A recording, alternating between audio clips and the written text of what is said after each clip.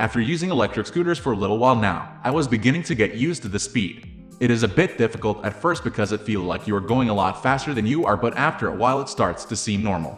I wanted to take the RX200 off-road a few times, but after doing some research I figured this will not be a good idea. What would be a good idea is to get an off-roading scooter for myself so I could try some off-road trails. That's exactly what I decided to do. I purchased the RX200 and was glad I did. This scooter is specifically designed for going off-road. The biggest innovation is the tires. These tires are much more heavy-duty and have been made with a higher PSI and more durability to accommodate the heavy burden off-roading can place on tires. The tires are tightly fastened in by alloy hubcaps. These keep the wheels steady, which is important considering all of the stress the tires are put under.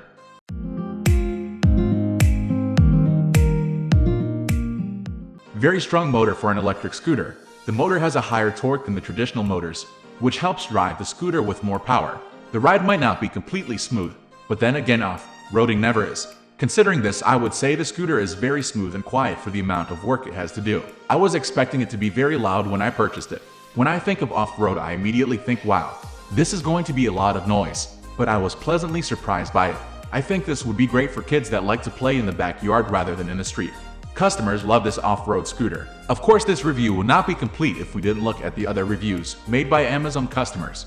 First of all, the total number of reviews is very small compared to the more popular Razor scooters.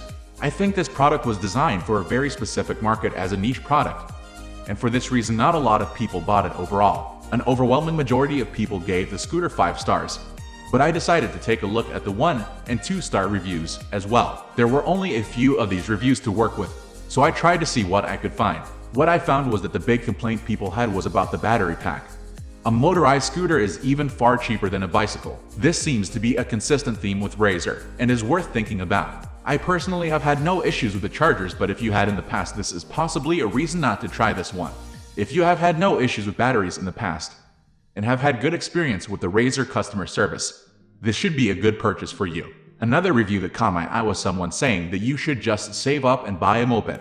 While this may be good advice for some people, I think the two are entirely different products. Scooters provide a much better bang for your buck, and can be used by kids as well. A motorized scooter is even far cheaper than a bicycle. I'm not denying that a moped could be a good investment for some, but I think for the sake of us, the people who like to ride scooters, this is not something we would consider. Overview. Overall, this product is pretty good. I'm not as big into off-roading, so this didn't make a huge impression on me, but I'll make a case for it.